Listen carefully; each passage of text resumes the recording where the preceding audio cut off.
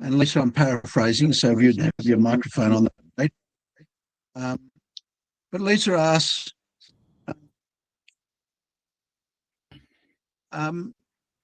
all these layers of information in various places. Talk about some of the ecological communities that are intact, or maybe intact on a site.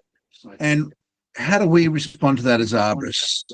And I'm going to open that up to the group for a discussion before I give you my views. So thoughts? Mark, you do have a bit of feedback. Yeah, let me see if I can address that for you, Peter. I think the way to do that will be this, but then I'm going to need to do that. Okay, can I hear you? I can't.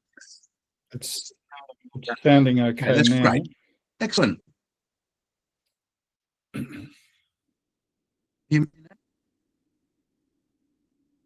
Can you hear me? Hello? Yes, we can. Yes, right. We can. So,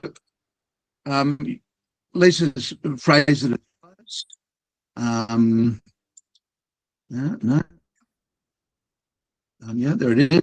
When using the New South Wales spatial view, sites are often mapped for biodiversity, and that arborists, our expertise is trees, but biodiversity mapping includes grasses and other vegetation.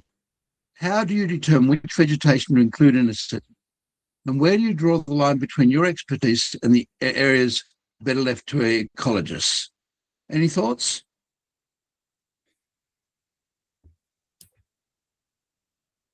Silence. Okay. Well, I think Lisa's absolutely right. And that is, we need to draw the line in our expertise. I'm not an ecologist. I am happy to tell you from information I can gather what the ecological community has been reported on the site, and I'm going to talk about the tree assemblage within that group and any other area where my expertise is beyond that of the normal person. I'm not good at Poaceae. I have a friend that is excellent at Poaceae, the Kimberley area. Goodness knows it's an odd thing to be. So I would say Graham should talk about the grasses of the Kimberley area if that's what we're looking at. If you're talking about my local vegetation associations, things like Cook River, Castlereagh Ironbark Forest, Cumberland Plains, those sort of vegetation associations, I'm very familiar with the trees. And so I'm happy to talk about those. And I'm happy to report that this site is in an area or has an area of remnant vegetation on it or a remnant association on it. And that's about the limit, except when asked to do things where that may need to advise upon something. So, for example, if I'm dealing with a government department, I might need to advise them that the vegetation association on the site is such that they may need to get legal consent to do something, seek advice about that before they act where they might otherwise be able to act without consent. So it's more just to inform them of what their position may be, because some of these associations, particularly those that are critically endangered or where critically endangered species are present, we do have a different obligation. Now, fortunately for us, there are very few trees that are in the critically endangered category. Saying that there aren't any there, but there are very few. It's the assemblage that makes it, so that's the group of them combined together that makes it unique. And that's almost all to do with soil type and topography. Those two issues tend to have a really strong influence over vegetation associations. Does that answer your question, Lisa? Yeah, it does. I guess I understand about ecological communities, and but when a site is mapped like biodiversity, what, you know, do we talk about palms? Do we talk about other things as well? Yeah. Or just trees? Palms and trees, again, it doesn't have to be. There's a tree is an artificial concept. It's a man-made concept. It's not a scientific concept. So there's no scientific definition of a tree. And you get all these weird anomalies. I just want to break for you. So, for example, Ficus familiar is part of the genus Ficus. It's a creeper. Ficus represents trees. Are we saying that ficus are trees and shrubs and creepers? They're woody plants, and there isn't a definition of a tree. So I'd happily talk about a creeper that's got a woody stem, because I'm familiar with how that works. Okay. What I won't talk about is the ecological issues. I'm not going to talk about the importance of the ecological community or why that was determined or those things. But I'm happy to talk about, for example, a controphoenix, which you get up your end of the world very regularly, and stona. I'm happy to talk about those as plants within that assemblage. And I'm happy to talk about things that I know about. So I'm happy to say this is a species, for example, that's readily transplantable, or this is a species that is sensitive to transplanting. If you're talking about Alexandra, it tends to be a little bit more sensitive than Cunninghamiana. So I'm happy to talk about those things, but I'm not happy to talk about the ecological or the biodiversity issues of that. All I can say is that things that matter for biodiversity significance are significant. That's about the ability of my knowledge to talk about it.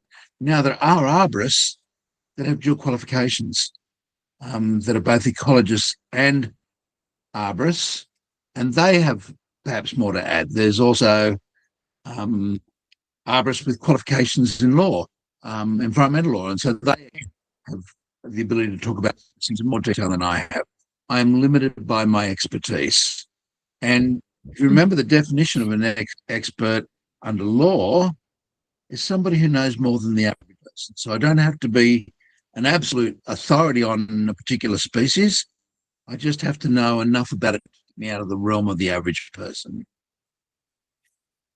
Okay. And does that, if the trees that have been planted on the site appear to be planted, you can comment on that by all means, but what you can't comment on is an area that you're not an expert in.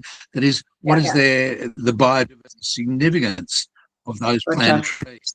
And it was really weird. At one stage in New South Wales, we used to do these Part 7 tests in the earlier days for one of our pieces of legislation, and you'd have things like planted syzygiums or planted Eucalyptus scopari in ride where the tree never grew naturally, still being assessed because it was a critically endangered specimen.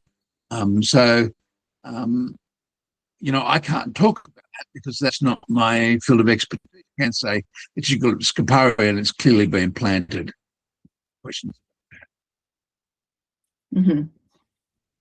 Okay, thank you. So, and that guides really how you deal with anything report. A few years ago, I did a court case where photographic evidence was important, and I commented on the photographic evidence. I have some qualifications in scientific photography, so I used that expertise to comment on the images from a photography perspective rather than from a tree perspective. I was able to show I can really calculate the distortion and determine some answers. So again, we're limited by our knowledge.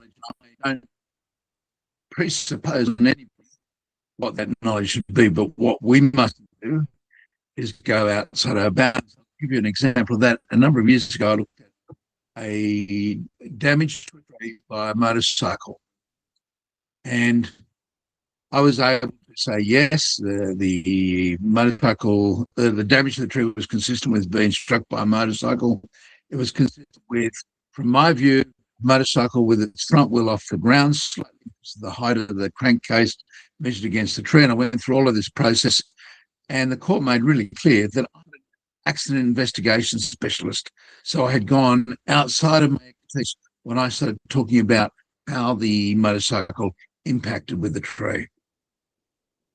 Okay, so I've got to have more knowledge than the average person. Now, that starts to get grey in spots because, you know, I did physics and I did chemistry at university. You know, does that give me the right to talk about chemistry at a level that somebody else might not in terms of plant? And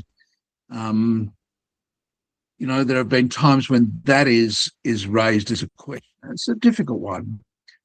Just caution your phrases. So if I'm talking about structural damage, for example, where I'm just using good maths, I'm good maths, better than the average person. I did maths at university, so I'm certainly better than average. But I'm not a structural engineer. So I would phrase it with, you know, these are my calculations and these should be confirmed by a structural engineer, but an indicative position. Of course, the court can deal with that in different ways. And in one of those situations, the court just simply said, despite Mr. Hartley's calculations, you know, the court's entitled to accept or not accept that evidence. Happy? Yep. Thank you. We all push it on occasions. We all do things wrong as far as being experts. Very few experts approach the role of expert witness in arboriculture well, because it's not what we do every day. We're constantly having changes. And I had an experience recently, Lisa, where I was upset with me because I wasn't reporting the things that she had observed. And I've found it really hard to explain that my job's not to report what she observed, but to report what I know as an expert based on what I had seen and based on the evidence that was presented to me. I could assume that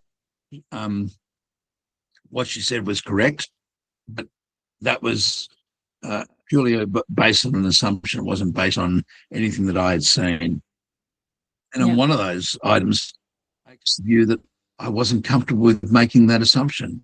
That and that caused real tension. Remember, as an expert, our primary duty is to the court, not the client. And so I say to clients, you have to understand the relationship. You will be paying for me to be the court's expert. I will be an expert for the court, not for you.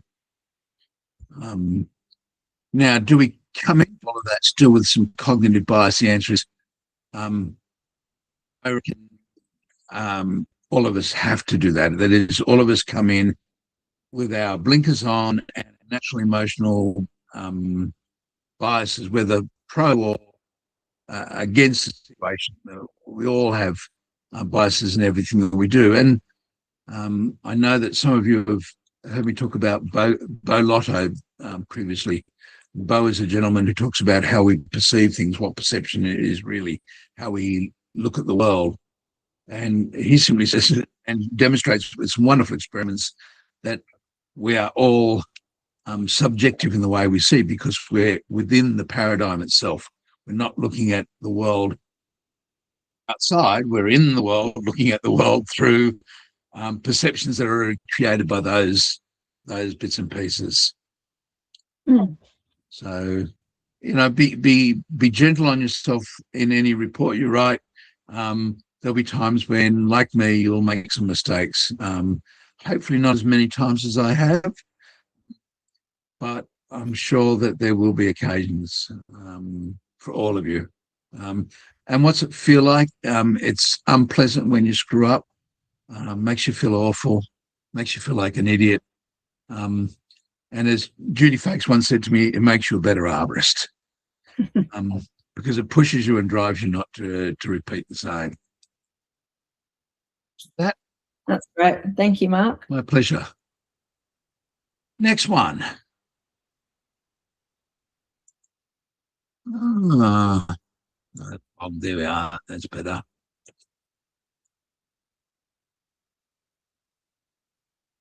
I have a question I wish to pose at the next meeting. Below, I have attached photographs of eucalyptus. We're not going to try and Gomphenschipala. Is that right? Yeah, Gomphenschipala. Yeah, horrible. Yeah, chewing gum. Why don't you have nice short names like placata or something like that. Like most in our area, this one has large sections of dying and dead canopy, discoloured and patchy leaves. I'm wondering what might be causing this in mass or en masse, across the whole Bellarine and Surf Coast area to varying degrees. Now, tell me, Bellarine is Queensland end of the world, is that right? No, down Geelong, Victoria. Okay. So I've attached some photos. Since then, there's a lot of them that have cleaned up largely, but there's still patches that died off quite significantly, and it seems to happen almost yearly. But they're not a deciduous tree. Yeah, or it happens to varying degrees yearly. This looks like damage or a cytosol feeder, and psyllid would be the most likely one on a eucalypt. There's all sorts of different discussions. White talks about this, whether this is behaviour is done for the purpose of trying to gain extra protein and amino acids or whatever it is. It's irrelevant. The cell gets killed when a sap-sucking insect feeds in the cytosol. Like ones that cause stippling, these ones often regurgitate a material back into the leaf, and that material damages it. The alternate view is that these insects puncture through the thylakoid brain and rupture a whole pile of acids into the cell, and that kills the cell. It doesn't really matter. What happens is their feeding process damages the cells, and large amounts of cells, not just small numbers. So that's what I would be suspecting is the cause. And it wasn't the greatest. I enhance it a little bit, look at it separately. And if you want to, I'll show you now. Got it. We want to copy that picture if I can. Copy and just open up a document. Clients do this to you all the time. They'll send you an image and you'll say, I need to look at it. I won't save it on this one from Greg. I'll just go to a new page. So you can change things like the exposure, brighter. And so now it looks like there's some new leaves coming back in that image. Yeah, would that be a fair comment? Yeah, I think at that point the new leaves hadn't quite started. That was just as the leaves started dying. So that particular tree got a fair bit worse, and that's since picked up a bit. So this is what it looks like to me, psyllid. So what would I be looking for? I'd be looking for either a creature has a covering over the top called a test or a psyllid. And let me find you one.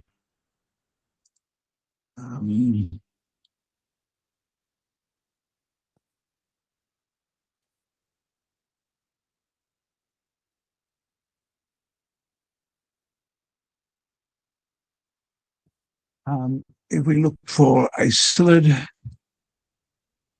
so there are two sorts of psyllids. There are naked and non-naked psyllids. That just sounds crazy, but there are psyllids that have coverings over the top of them, and there are psyllids that don't. And so you'll need to figure out what it is. Just as a look, I would say it was probably a Cardiospina, but it may not be. LERP, I don't know whether it's going to come up. Yeah, there we are. So this is the covering sort of structures they produce. They're all different sorts of coverings, but that's essentially excess sugars. Insects don't want obesity. You'll never see, 1,000 ants walking down the road and 20% of them overweight. They ingest, they get rid of stuff they don't need or they don't consume it. So because these guys feeding in cells that have often got a lot more sugar, a lot more starches than them, they ingest the material and form these coverings. Others pull that material out and you'll get a honeydew beneath.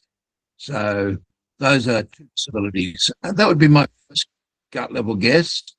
And they tend to be cyclical. That is, they tend to be annular or in bigger cycles than that. So, you get 10 or 21 years between manifestations of various ones. And so much we don't know about them. We're still researching. Look here, that's an adult one. If you look here, this is one just getting started. And all that covering is doing is stopping it from dehydrating. So they don't do well. What happens is you get a spring come along, some good rains, some growth, and the tree, its leaf is not efficient. It's been damaged, and you can see how much of the leaf here, wherever it's red, has been damaged, and the tree sheds it out. It gets rid of the leaf and starts all over again. So it's nice to get to a stage where you can have a break from that. And so sometimes you have to weigh that management process up versus annually just having a really big hit on the tree. Having said that, most eucalypts have just a huge redundancy. So they can deal with this happening year in and year out. And if you're in the Sydney, I tell you, is this particular one, brown lace slurp, on Eucalyptus robusta and Eucalyptus psyllid, for example. If you're in the western part of Sydney, it's grey box psyllid, Cardiaspinus superb, probably albitextra, but we still don't know. And the problem with these little things is often we've got no way of treating them on label, although there is, or there was, I assume it's still around, there was an insecticide with label approval for psyllids. Psyllids on ornamental trees. So where they're present, that could be something you looked at doing. The other thing is sometimes you can treat for one pest and have a secondary effect on others. So there are times when you might, for example, depending on your jurisdiction, go for termites, and whilst you eradicate the termites, you'll also knock the psyllid back for a couple of years. So you get this double whammy. So that's something to think about as well. Obviously, follow the label. And that varies. The rules on following the label varies based on what state you are in. Victoria, Queensland, different than Tasmania, New South Wales, South Australia, and Western Australia, as far as I know. I don't know what happens in the Northern Territory. I've got no idea. Victoria has the most liberal approach, and New South Wales the absolute strictest. Does that answer your question? Thank you for that. Yeah, definitely. Okay, so that's the first thing I'd look for.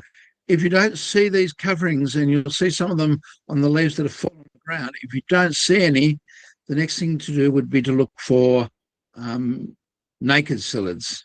They'll tend to do a similar amount of damage. Plant hoppers, leaf hoppers, most of those other ones aren't building a covering. You'll see honeydew coming out. That is, you'll see sucrose being pulled out of the rectum of the insect, and it comes down as fine little microscopic droplets. And on a bright day, when you get it in the light, it looks like this fine threads of mist falling. It is quite spectacular. So, but yeah, the thing I would suspect first is so that group of sap-sucking insects. And on eucalypts, well, fortunately, they don't have problems with aphids. They do have some problems with scale, but you'll seldom see scale on the leaf like that. The leaf problem tends to be with psyllids. Anyone with other experience on that? Ryan Winfield, I noticed that you're there, and I know that you get problems with Cardiaspinus albitextra on your eucalypts in Canberra.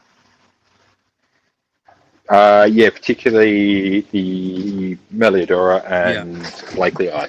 Yep. We're funnily enough, we're actually having a bit of a season this year for both the Mellies and the Blakely-eyes are getting hit a bit this year. Yeah, look, and these infestations go up and down. I grey box psyllid. It's had 4 attacks in my life as an arborist from about the age of 18 or 19, I recall. The last couple did about 10,000 trees to Sydney each. just grazed them to death. And probably 10% of those that didn't die from grazing ended up with such severe damage that even though they survived, their root system was badly damaged because roots have been starved. And so then you get later storms where the roots haven't developed properly and then they fail. So I know that's been a real problem for people in the councils of the West, Blacktown, Penrith and the like. Okay. Well, good question. So, yeah, in a perfect world, you do something to manage it. You are in Victoria, so provided you've got appropriate insurance and you can find efficacy and fulfill all the requirements of the Victorian government in terms of off-label use, then you're fine. And you'll find information on the website on how that works for Victoria. They've done a fairly good job of putting that out there. Okay. Super. Thank you so much. Sorry? Super. Thank you. My pleasure.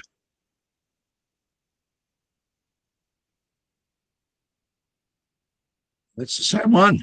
Peter, I think that's the last of all the one. Oh, no, someone asked about the... Yep, we did that one. Excellent. Okay. I thought there was another one. Is there? Oh, I hate it. We can never seem to get it right, Peter. Do you want to send it to me now? Because unless it's attached to one of those, let me just check. That was Vicky last year. We didn't get to that last year. I don't know why. I think Cam and I just after our last meeting. Anything else at the bottom of that one? That's the same message.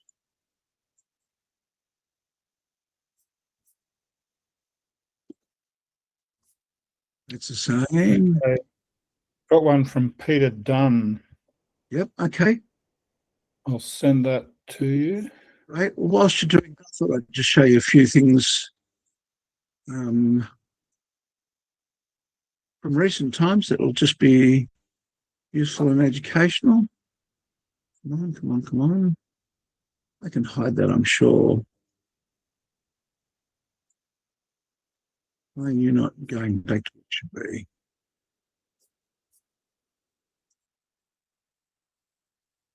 How often you get to look at things close up. This is a shot with an iPhone. This is the flower of a Chinese elm. That's the tip of the leaves. That gives you a sense of scale. How do you think these guys are pollinated?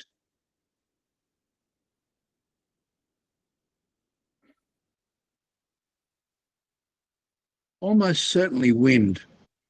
Okay, because the flower's inconspicuous. There's not a whole pile of bees buzzing around. There's not a lot of interest from any insects. There's no smell. So it's what we call an inconspicuous flower. Even though that is probably a millimetre across, that's not really significant.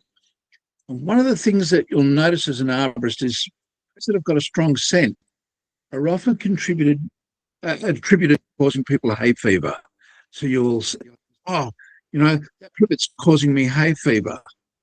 And that may be true, but I'm always sceptical. And the reason I'm sceptical is privet has an aromatic flower for a reason, and that's to encourage pollinators. So it's not producing a lot of pollen and spreading around. And you see here all these little dots underneath here, they're grains of pollen. It's just shedding it everywhere. Okay, all this here, the grains of pollen. You see the individual grains all over the place.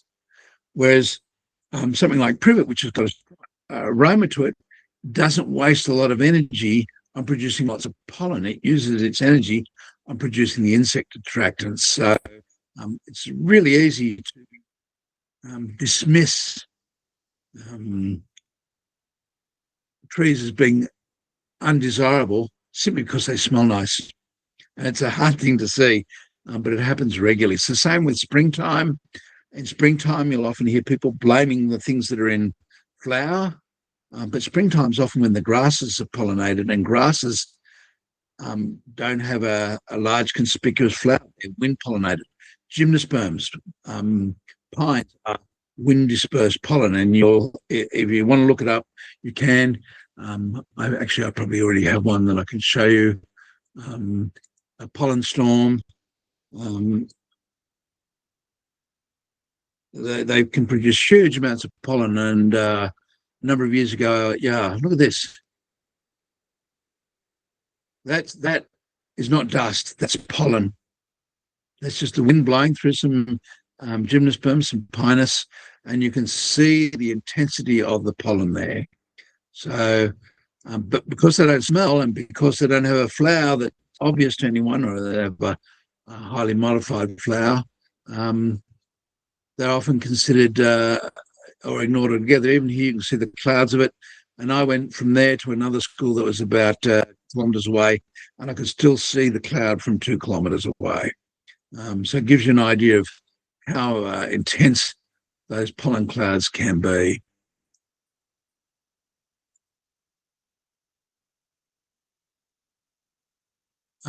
Another came from past student, someone from Canberra, who asked me about the graph reports and asked me how they should be interpreted. And I guess there's lots of ways you can interpret these, but there's some things that I thought were fairly interesting. First of all, there's lots of new growth going on. So we've got 2001, 2005, new growth going on. Here, we see that there was modified wood here. We're getting back to having solid wood. And what's interesting is here it looks like there's some loss of strength, but it may be something as similar as the timber drying out and getting shakes through it. Anytime you get air spaces, tomography starts to become really unreliable. And I know obvious decay or loss of strength. So this could be simply a piece of wood that's cracking and checking the way that wood can. So my thought on it was things haven't changed markedly. The tree's producing adaptive growth. The tree's generally healthy. I would just simply say that the risk associated with the basal wound hasn't changed much. Yes, there's, I take the note here, an 8% decrease in the sound wood, but that's not about adequacy. And adequacy is something that our profession struggles with. The question is not what percentage, but this is a sample, a specimen with over a metre diameter to it. And I think you've all seen the photographs of my children inside a hollow tree that was probably a burden at some stage. 300 is less than 5% of total tissue around the outside edges. Where that is located is equally as important. As it's moved further out, it adds strength. We don't get anything by looking at a percentage necessarily. We really, it's not informing us of anything. So it didn't fail at the previous point. It doesn't look like it's spreading rapidly. I would just leave the tree alone. If I had to do something, if it was a political issue, might be doing some very fine reduction, no cut greater than 25 mils. And on a tree this size, that's nothingness. Good luck in doing it. It means you're going to probably have a crane and a man box or a reasonably good elevated work platform because it's all done outside the edge of the canopy. And I would really have concerns about doing that. I would just say let the tree deal with what it's dealing with. Would be my preferred option. So thanks for the team at Canberra for asking that question. Anyone to discuss it? Let me rotate it for you. That'll be nice. There we are. Anyone else got any questions on that? No. So we're going to like this. We've got to bring our cognitive capacity into play. Certainly here we've got wood that was good, doesn't appear it's there. We've got a good column and the shape has changed a fair amount. I don't quite get that, but it has. So we've got more wood moving. Could I ask a question? Yes, you did. Would you like a second one? would a resistograph assist for you to determine how the tree's going? Yes, I'll say yes as an overall statement, and then I'll qualify it. Yes, Denise Johnson did some wonderful work, I think on a master's, looking at using the two together to avoid these misinterpretations. Now, you get a shear crack right for the middle, for example. It can look like the tree's hollow, and it's not. My qualification is I have been encouraged to think about resistographs as being a very broad description. So there are better quality devices than there are worse quality devices out there. I can tell you I have a very old one, the second one in the country. It works for finding really decayed sections, but I don't know that I would use it to interpret one of these. I think you need a device that has a high degree of precision and has few relics associated with what it does. And I think if you want to have a discussion about that a little bit more, I would encourage you to have a chinwag with Frank Rinn. Frank will be more than frank and tell you there's only one. But I think you can figure out from that there are different degrees of quality in resistographs. So I know I talk to Adam Tom fairly regularly, and he can pick up early wood and late wood in eucalypts reasonably reliably with his tomograph. With his resistograph. I wouldn't attempt to do it with mine. It's just not accurate enough. I'd pick up so many secondary issues that it would just annoy the hell out of me. Okay. Thanks. But yes, I think in a real world, if what you're looking at is something like this and you're not seeing significant loss of tissue and you sound it, you're not hearing some loss of strength, you're not hearing some change in tone, then I'd want some more information to try and understand what's going on.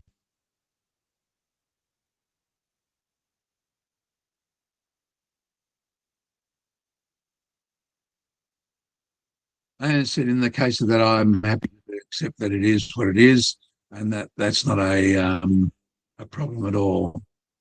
So I got asked to go out and have a look at some trees the other day. There was some lily pillies in a person's backyard. One of them had this at the base. I know it's not a drill hole, so that's good. Usually when trees aren't doing well, round holes, the Makita borer is what I'm looking for. But this is not. This is a D shape. It's not really obviously D shape, but this is a jewel beetle exit hole, and there'll be some associated damage underneath here. So I've definitely got a tree that's got some stress, and they just recently had their lawn treated to get rid of the weeds. Does anyone have any view on what you're seeing there?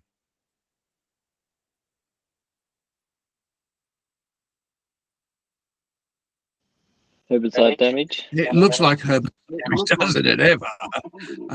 So yes, whoever who did the work clearly did something wrong. They either mixed their weed and feed up at the incorrect ratio, they mixed it up in a glyphosate bottle, they didn't understand that this was buffalo, and buffalo is really sensitive to a number of the weed and feed type products.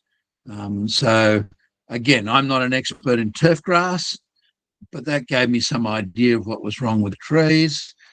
They were yellow, they'd thinned out a bit, and my comment to the client was, boy, it looks like typical weed and feed or dicamba damage. And she was able to confirm that the company that did it did use weed and feed. And so we're back to the problem. Best, if you're going to apply one of these type products for a tree, that the soil be close to field capacity before it's treated. That way, your chemical that runs off or gets washed off in the earlier stages gets diluted as far as possible before it gets to any roots. Typically, this becomes a problem where you get one of these chemicals applied the ground is dry, and then you get a rainfall event, and it washes the chemical down into the roots. The first thing that hits the roots is the most concentrated form of that chemical that they can get, because it's dried on the surface and then being washed off. So dicamba poisoning every November. It's pretty good for me. Gains me income. I know it's in the bottle, don't do it, but I've seen properties with whole woodland areas destroyed because somebody's not followed the instructions. Don't spray near trees. That's the instructions. I saw this the other day and I thought that was spectacular. What's happening? Is that the helixing on the trunk? Yeah, what you're getting here is torsional forces and the tree doing localized thickening. So you can see where it's growing fastest, they're the light bits. Where it's growing slowest, they're the darker bits. And so the tree is optimizing itself. We often forget that trees are self-optimizing structures. This is something that spotted gum do. You won't find it in all of them, but you'll find it on spotted gum as you hunt round during the periods of rapid growth. And it does look pretty neat, I think. So over time, that'll become more obvious and conspicuous.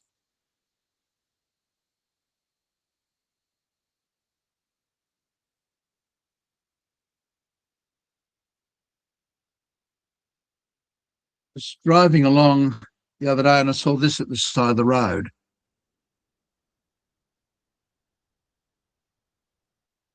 I had a stem file out here, and I've still got two left. What do I do? Have I got a duty? I don't think so. I think, I can drive past it and hope that it falls and kills somebody I don't like. I've got a list of them, about a Yellow Pages directory full of names. But in real terms, I hate trees cropping the blood. So if I see something like that, in that case, I had a bit of time. I turned around, went to snap, send, solve, sent it to the council and said, hey, guys, should address that. Now, I would call that in a state of failure, that is, it's actively failing. Let me see if I can zoom in a bit there for you. And I think that would be a reasonable thing to do, is to say, now, those are the trees I'm most about, those that are in active failure. And I've used that on a number of occasions when we've been talking on the forum, and I've said, outside of trees that are failing, the tree's healthy, I don't have concern. But here I've got one third, and I think this stem, which is away from the road, is going to fail next, but I'm not going to punt on that. I'm just going to. So if you haven't come across Snap and Solve, I'm pretty sure it's Australian right now. Great little service, allows you to report these things as you're going around. And since I see you guys last, I went to America, and I'll just pull up a few American shots. This is not an American shot. This is at school grounds, somebody bracing a tree. What would you say? Is it suitable? At least it's rated. It's rated.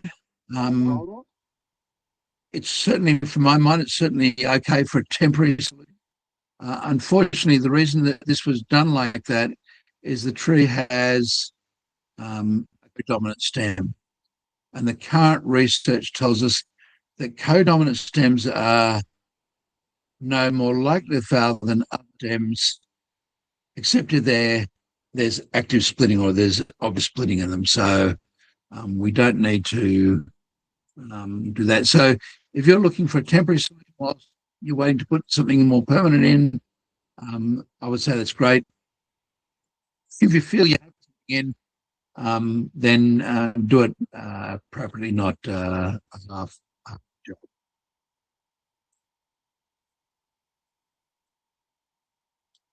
You set up a conference, I take photographs and I take notes, and then photograph my notes because I lose notes all the time. And that way the office has got them typed by the time I get back. Get lots of notes, lots of workshops. And that was interesting. We talked about common reasons why trees tree risk assessments are faulty, and we had a good discussion about that. And we looked at anatomy a fair bit over there at the same time as well. Get down. I should just put Texas, shouldn't I? One of the things that Texas does incredibly well is value their trees. This is in the Alamo, and you've got these wonderful old trees. These are live oaks, one of my favorite trees. There's a dozen odd species of live oak in the US. I'm estimating the number. There's 5 or 6 just in Texas. But let trees go. That's give you an idea. That's a crepe myrtle, Lagostroma indica. They again over time get to being big trees, even bigger. And this tree here is a transplant. It was transplanted in the early 1900s. So again, it's funny how was it common? It was done enough to make us have questions. There's some cabling in it, and not perfect, but it's of great benefit because these trees are great, big, massive lateral limbs that keep on going and going and going. And ideally, you want to connect between 2 spots in the top third of each one. The top third means the extremity of the third, not the highest point. This is not as little as it would be in other species of tree. And again, you can see another one here.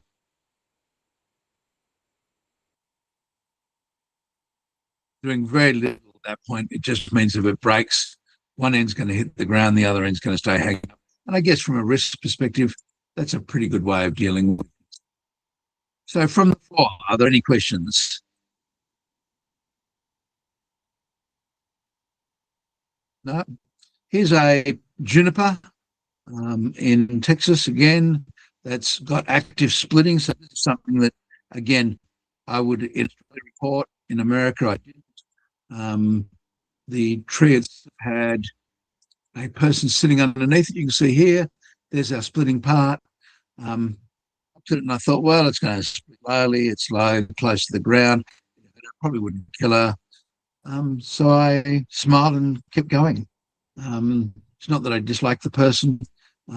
Just again, I've got to bring to bear some of my own intelligence. And of course, I'm in the US, so I've got to look at transplants. So this is a tree that was being moved whilst I was over there. And it doesn't look like much, but that is one giant tree. That's 250 tonne or more of tree. And you don't get an idea of what it's like until you see a person against it. I think I have a shot there of a person. No, maybe I don't have a person. But that's almost 2 meters deep. So oh, there we are. That is big. Why? It's a 400-year-old tree. Got lots of cultural value. So the tree was retained rather than getting rid of it. Why so deep? That is rock and garbage. That is rock and garbage. This is what they call soil in parts of Texas. It's just rock and garbage mixed together. It's the natural soils, but it's horrible quality. So because it's not as good as soil, increase the life with it. They're a pretty neat process. So I have a bias towards it. It does give you an idea of what people do. And just for the fun of it, I also did my very autonomous vehicle Uber. So you come to us without a driver, pick us up and drive us around. And so when you think of risk, you'll see about a few weeks later, someone had pictured 3 of these meeting each other in an intersection. Neither of them figure out what to do. They stay stop, and there's a massive big traffic jam. So neat seeing how technology is changing, and I think we'll find the same process will happen in Australia. So the last one I'll do is really interesting. I went to a museum of illusions. I believe they're here in Australia or around the world. And this particular picture here, I've got a copy of it now. You can see that's Albert Einstein. But if you get close to it, you can't see it's Albert Einstein. The human brain can't process the detail that it sees and the broader brushstrokes at the same time. And I fell in love with it the moment I saw it because it reminds me of how risk assessments are often done. Risk assessments are done by arborists that want to include lots of information in the body with the risk assessment. You know, they want to tell me about every tree and everything they've seen and the height and all that sort of information. And that makes it hard for the reader to process that information. So just as a hint, anytime you're doing something that requires a person to a call to an action, like a set of specifications, you need to keep it as simple and as step-by-step process as you can. Otherwise, hard to believe, people will get confused by it.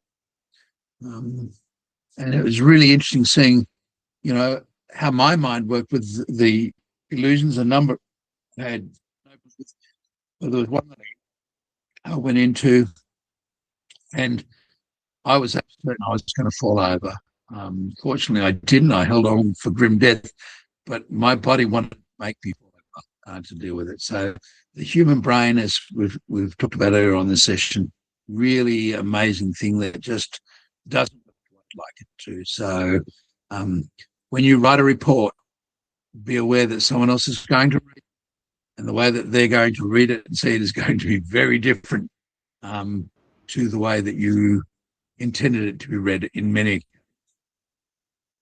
Any other questions, guys, or we call that a night? Can I ask one question? You can ask two, because that was your first one. Go on. I've got a site I'm working on at Cremorne, and they're going to have to create a masonry front fence, probably 2 meters high, and there'll be Melaleuca quinquenervia roots probably underneath. Yep. And also a corner of a garage masonry. Can they put piers down and bridge over the roots? Can we explore that as an option for Absolutely. construction? Again, we're not structural engineers, so they'll have to figure out how to design that. I'm doing one that's a court case. I'm got to deal with the engineer tomorrow to tell him what I want, and he has to figure out how to design it or demonstrate that it can't be done. I'm pretty sure it can be done, so it'll get done.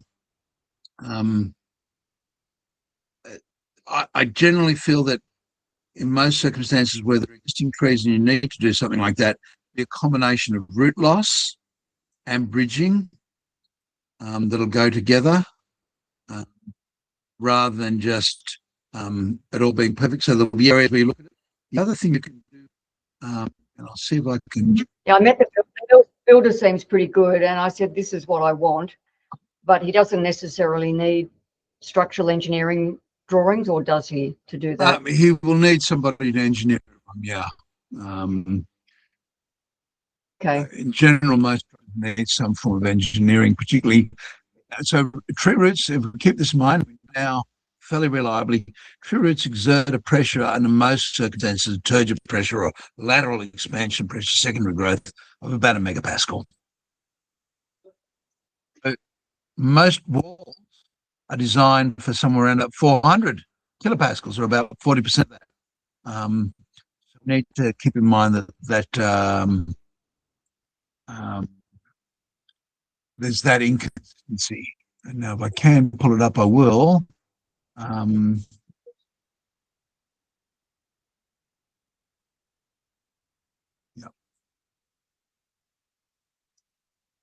One of the things that you can do as an extra and over on that is encapsulate the roots. So you can actually expose the roots, dig around them, and let the roots grow through your footing. And again, that's up to an engineer to design. What that allows is the roots to continue on functioning for a while, wrap them with a little bit of that, like, how do you describe the stuff they make out of? I forget the exact form of polymer, but wrap in some of that. Comes out in sheets, 12 mil thick, wrap it around and put a couple of bits of gaff tape and encapsulate it within the concrete, and eventually it'll outgrow the space, and you'll end up with the root being girdled, but by then new roots will have grown elsewhere, so time for the tree to have more response. The other thing to keep in mind of that, so there's probably some sandier profile to the soil. It won't be all sand. There'll be certainly clay lenses in the area, but you may have slightly deeper roots than normal. And Melaleuca is incredibly tolerant of root damage, mind-boggling. And the stuff I'm talking about is this sort of, wrap that around the root, you get into sheets and let that give some space and some time. That's only 6 mil, but you can get it in all sorts of different thicknesses. Peter, have you got any other suggestions on that? No, I agree with you that Melaleuca roots are Believe. yeah, and I use bridging forms for retaining walls near trees all the time, so it's quite a common solution. Yep. Rather than cutting the roots. And you'll either need a metal lintel or a concrete lintel. Yep. And if you're using a concrete, you will need to have that concrete lintel above ground, and that means you often need to make it a facade structure where you've got a treatment, whether it be thick bricks bonded to the or whatever. Again, that's the design team's job to come up with, not ours. Does it cost money? Yeah, the answer is it's a more expensive way of doing things. But, if we value trees for what they are, then I think it's a worthwhile expenditure. Yep. Okay, thank you. I've got a weird question as well, if you have time, Mark. Yeah, go on. I've got a school contacted me because they had a bushfire preparedness report done. This is in Victoria, obviously, so I don't know, it might be different up there, but so it's a vegetation risk advice, they call it. And they basically say to remove every tree that's closer than 10 meters to the school, basically lop everything that's within 20 meters, remove anything that's made of wood from within 10 meters of the school, all that sort of stuff, separate canopies by 5 meters. So basically all the guidelines from CFA. Similar. And all that sort of stuff. Often their guidelines. The school really doesn't want to do it.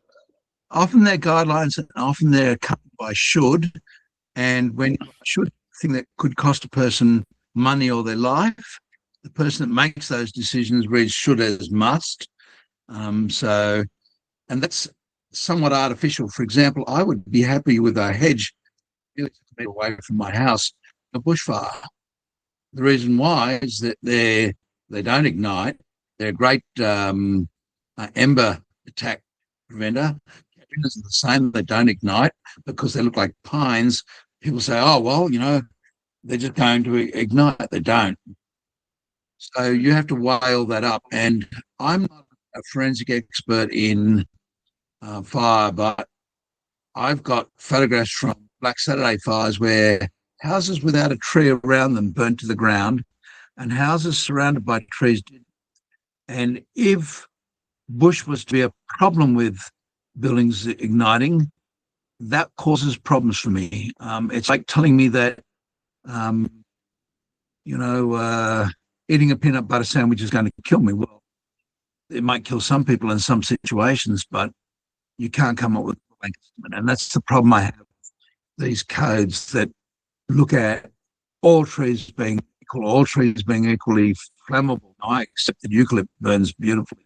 And you can try this, not now, but during the cooler months, if you're in an area where you can do a burn off, grab a dozen different branches, get a bonfire going, and throw the branches on them. Watch how they behave differently. They don't all ignite the same. They don't burn the same. You throw on pinus and you'll get a flare up. You throw on eucalyptus and you get a flare up as green foliage goes. You throw on privet, the stuff starts to smoulder. So, yeah, I'm not sure that I have the perfect answer, but I think that sometimes we overdo it.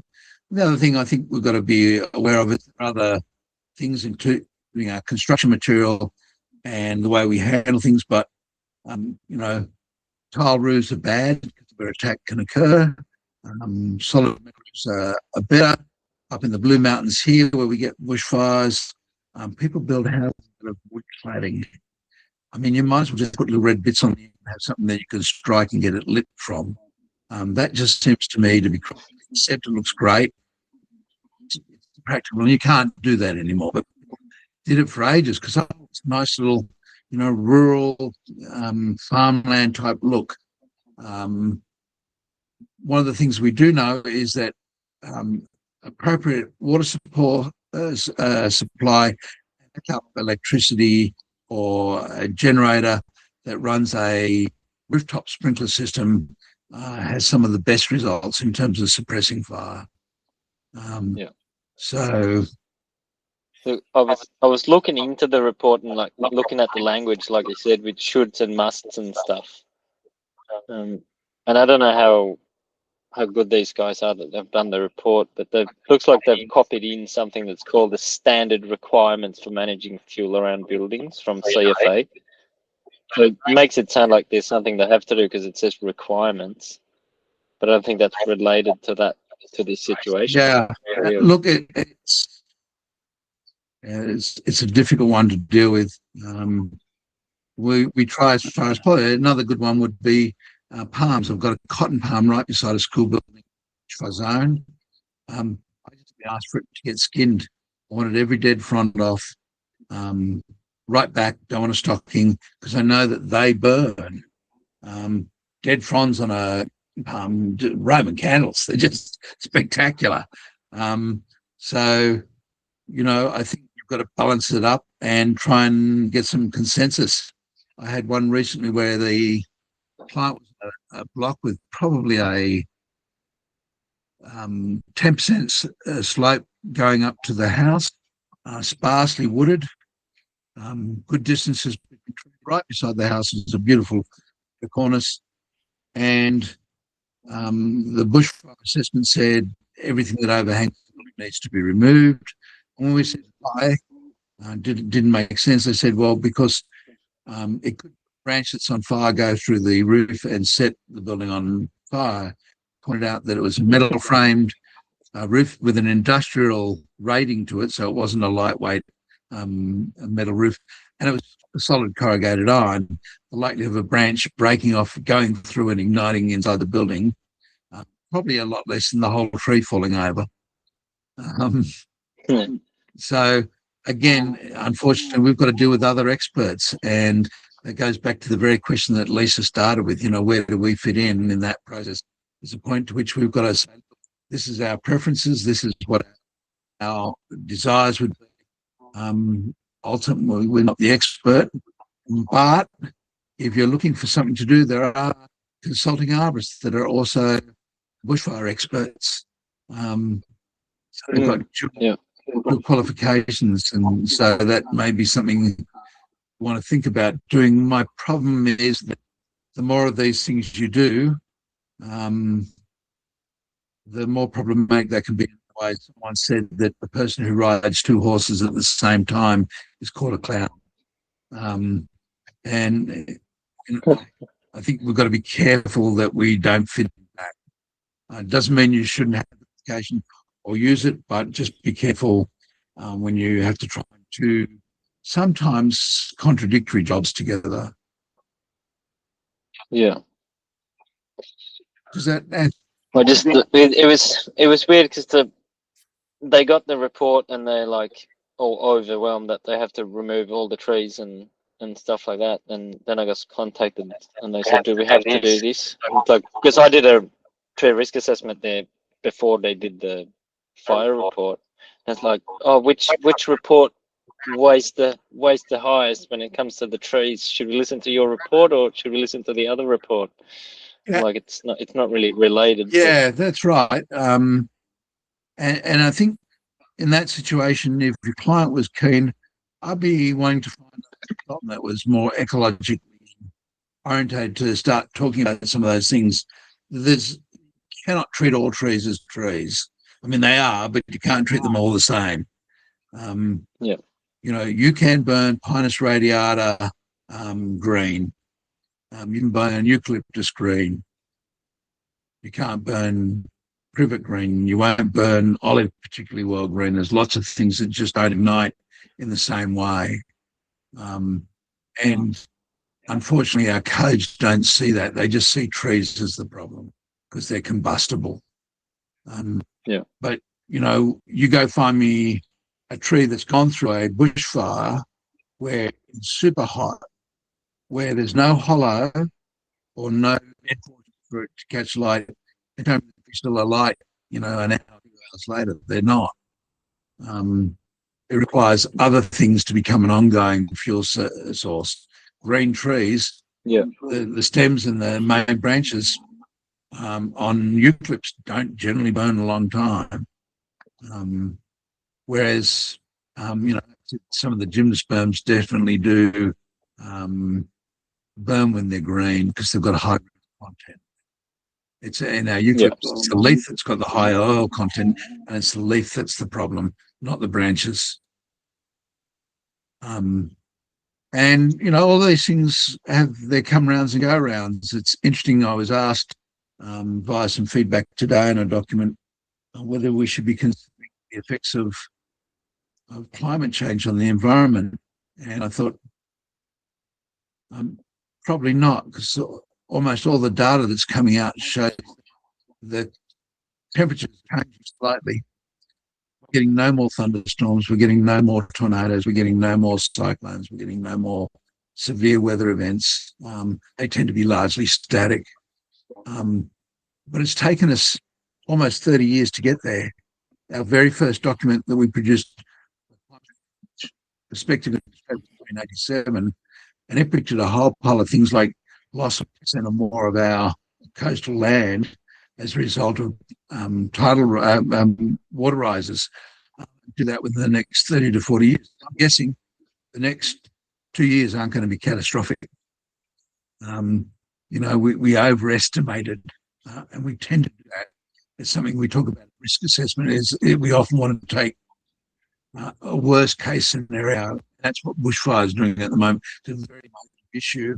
We take a worst perspective. What we should take is the most likely outcome. And my example in tree risk assessment for this is working with fence palms, you will get spiked eventually, probably on every one that you work on. A person died in Australia, New South Wales, about 30 years ago. Phoenix spike, he got septicemia and died. If we took the worst case scenario, you could never work on a Phoenix palm because they're so dangerous to die. People get killed by getting scratched by their cats. So cats are dangerous. You can't have them. You have to get rid of them. You know, you could just keep on going and going and going. Worst case scenario. Good risk assessment is what is the most likely outcome. And so likely outcome can't be consistent from tree genera to tree genera because different genera behave. Yeah, they even have some, I don't know where they even pull all these calculations from, but they say large trees that are taller than 10 meters situated at a greater distance than the height from the building needs to be cut down to a, so if they're 10 meters from the building, they can only be 10 meters tall. Yeah, it's the 1 in 1 fall distance. So they're 15 meters high, they can fall 50 meters and hit the building. Of course, again, the reason why they suspect that's going to happen is irrational, because during fires, most trees don't fall over. The vast percentage of them stay upright. The only time that they go is when the fire gets inside the middles of them. So we might handle trees with hollows slightly differently than trees without hollows. Yeah. Make sense? Yeah. We treat them all the same. We say because, you know, that big with a basal hollow that sat on for 2 hours or 3 hours that finally collapsed and went through the house proves that you shouldn't have 10-meter high trees. The house, no, it proves that you shouldn't have 10-meter trees with a hollow and a lean towards the house. If the lean is away from that, I challenge you to find me a photo that's going to blow it back the other way. Yeah. Yep. Pretty unlikely. And again, can I prove this with any peer-reviewed stuff? There may be some out there. Go to Google Scholar, ask AI. AI is improving constantly, so it's able to go out and do a lot of the basic research. But I had my very first experience of AI seeking to please only last week. I had to look after my granddaughter in the afternoons, and I thought I'd take her to the movies. So I want to know whether the movie Pow Pow Fish from any of my local cinemas after 12 o'clock, and it found it at 1 o'clock. And it found it at a cinema that didn't even screen it. So it just wanted to please me. So be careful, and go and ask for it to be done using references from Google Scholar, and then go to those references and read them, because it does write creative fiction. It's a large animal, and what it's been told by lots and lots and lots and lots of documents is what it wants to regurgitate. You can, and you can teach it, but boy, it's such a great way to do basic legwork for you nowadays. I imagine not using it on a weekly basis to do something for me. And those of you who do a lot of driving, you know, something like Google's Gemini, I have it as an app on my phone, and I'll ask it just some wonderful questions, you know, like, what's the role of adenosine triphosphate within the respiratory system of roots? And it'll go find me stuff and give me a whole lecture on that, which is just as neat as anything. So you can continue to ask, and it'll say something, it'll say, can you explain that to me? It'll do that job for you. So you really all got nowadays a private tutor. Just be aware that they might be teaching you stuff that's 10 or 20 out of date. That's all. But some education is better than no education. There's some bad education is even better than no education, because at least you're learning and understanding more. Okay, guys, well, if there's nothing else, I'm happy to call that quits for the night.